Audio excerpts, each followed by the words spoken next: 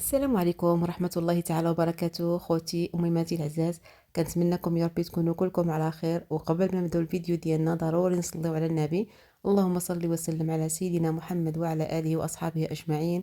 وصفة اليوم إن شاء الله غادي نديكم إلى مدينة الرباط. غادي نحضر معكم طاجين الكفتة الرباطي اللي جاب صراحة أكثر من رائع. جربته حمقني وحمق وليداتي وعائلتي، جابني لواحد الدرجة ما تصوروهاش. فكرني في أيام زمان، في أيام تاع الطفولة. كنتمنى خوتي انكم نتوما تجربوه وتتبعوا معايا الفيديو من الاول الى الاخير. بسم الله. غادي نبداو الان في ذكر المقادير وكذلك التوابل او التشرميله اللي غادي نشرملو بها الكفته. عندي هنايا 500 غرام ديال الكفته او اللحم المفروم. نتوما تقدروا تستعملوا 500 غرام او تستعملوا اكثر، كتبقى على حسب الكميه نتاع افراد الاسره. عندي هنا بصله حكيتها في الحكاكه الغليظه. بصله ضروري تكون متوسطه الحجم، ما تكونش كبيره وكذلك ما تكونش صغيره. بسم الله. كنوضعوها. جوج حبات ديال الثوم حتى هما حكيتهم، وفقط القليل ما يعادل واحد أو جوج ديال المعالق ديال المعدنوس بقدونس. وغادي نضيف ليه واحد القليل من الرز. انا هنا استعملت واحد جوج ديال المعالق ديال الرز، سلقتهم فواحد شويه نتاع الماء وكذلك واحد شويه نتاع الملحه، وخليتهم حتى تسلقوا فقط نصف سلقه. عندك تخليهم يتسلق بزاف لانه مازال غادي يكمل الطياب ديالو مع الكفته. غادي نضيف غير واحد الكميه. انا دائما بغيت الكفته تكون عندي اكثر من الرز. فقط واحد جوج ديال المعالق هانتوما، يعني غير راكم عارفين الرز كيضاعف الحجم ديالو. غادي نستعمل هاد الكميه هادي، وكذلك غادي نستعمل واحد البيضه. بسم الله. باش كنجمعوا الكفته. بالنسبه للتوابل غادي نعمل ليه واحد شويه نتاع الزنجبيل، فقط واحد ربع ملعقه، ربع ملعقه ديال الخرقوم. راكم عارفين بان الكفته الرباطيه ما كنعملوا فيها لا كمون لا فلفله حمراء او بابريكا او مطيشه، كتعمل بهذه الطريقه هذه. فقط القليل من الفلفل الاسود او الابزار، والقليل من القرفه ما يعادل واحد الربع ملعقه ديال القرفه. ما تكثروش منها بزاف البنات. ها نتوما شوفوا، فقط واحد شويه. وغادي نخلط هاد المكونات مزيان مع بعض. والملحه من طبيعه الحال اللي ما كتخطى حتى شي اكله، كتبقى حسب الذوق نتاع كل واحد.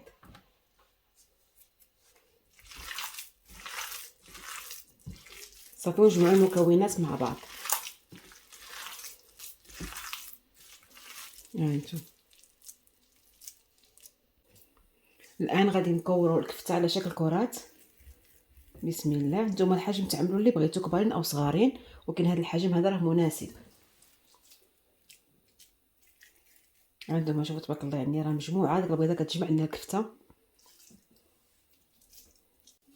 وكذلك البنات كاينه واحد الطريقه زوينه بزاف بالنسبه لبغيتو تعملوا هكا الكرات ديال الكفته لوليداتكم مطيشه او بالخضره. دابا ان شاء الله نشاركها معكم على الطريقه الاسبانيه، كتجي غزاله بزاف. واننا كنعملوا الكفته وكنديروا معها واحد شويه نتاع البابه ديال الخبز، كنعملوها في الحليب حتى كتفزق مزيان، وكنوضعوها مع البيضه واحد شويه تاع شابلوغ. كتعطينا واحد الهشاشه واحد المذاق رائع بزاف للكفته، كتجي زوينه بزاف البنات. صدقوني جربوها لوليداتكم وردوا عليا الخبر. هذه هي الكميه اللي عطاتني نص كيلو. تبارك الله الخير والبركه. دابا غادي نمشيو باش نعملوا الصوص. هنا في طاجين كنوضعوا واحد القليل من الزيت الزيتون. بسم الله. وكذلك غادي نوضع واحد ربع ملعقه او نصف ملعقه نتاع السمنه.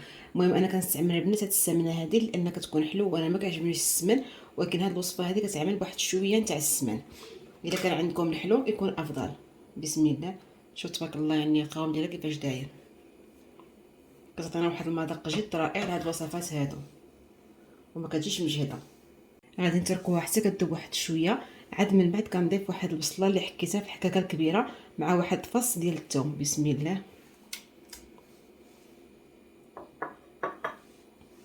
وغادي نتركوا هاد البصله مزيان حتى كتشحر واحد شويه وكتعطينا داك اللون شويه ذهبي. عاد من بعد كنزيد المكونات الاخرى. هانتوما لاحظوا معايا البصله كيفاش تحمرت معنا واحد شويه. دابا غادي نزيد لها التوابل، نفس التوابل اللي عملت قبيله هما اللي غادي نزيد دابا. غندير واحد شويه نتاع الخرقوم، الكركمه، قليل من الفلفل الاسود، ربع ملعقه من الزنجبيل، بالنسبه للقرفه تقدروا انكم تعملوا قرفه عواد او تعملوا واحد ربع ملعقه نتاع القرفه تكون مطحونه، واحد شويه ديال المعدنوس، بقدونس، والقليل من الملح. كذلك غادي نستعمل واحد شويه تاع الزعفران الحور، عملته في الماء حتى تطلق غير واحد الشعيرات. الا كان متوفرش عندكم تقدروا انكم تعملوا الزعفران الحور اللي كيجي دانو. صافي غادي نحركوا هاد المكونات مزيان مع بعض حتى هما حتى يتخلطوا. والان غادي نبقى نضيف الكفته بسم الله فوق من البصله والتوابل.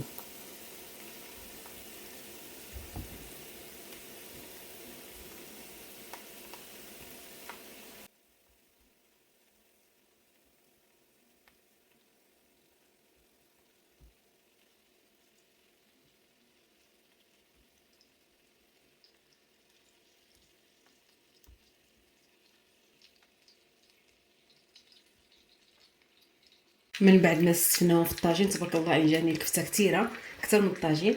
دابا غادي نزيدو شويه تاع الماء مع الزعفران الحور، غير بهذا المقدار نتاع الماء. راكم عارفين هاد الكفته نتاع الوقت هذا كتطلق واحد الكميه نتاع الماء. صافي دابا غادي نقص مزيان من الطاجين. راكم عارفين الطاجين كل ما طاب على مهلو كل ما كنحطوا عليه واحد النتيجه زوينه. صافي دابا غادي نغطيوه.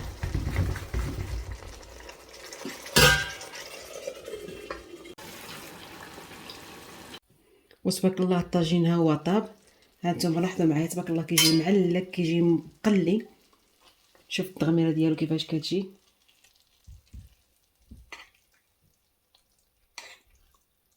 المهم انا تشرب معايا واحد شويه، ولكن صدقوني البنات كيجي بنين لواحد الدرجه ما تصوروهاش. صافي دابا كنزينو بواحد شويه نتاع المعدنوس من الفوق. وانا هنا قلت واحد شويه نتاع البطاطا على هذا الشكل هذا كيجي رائع بزاف مع بطاطا مقليه.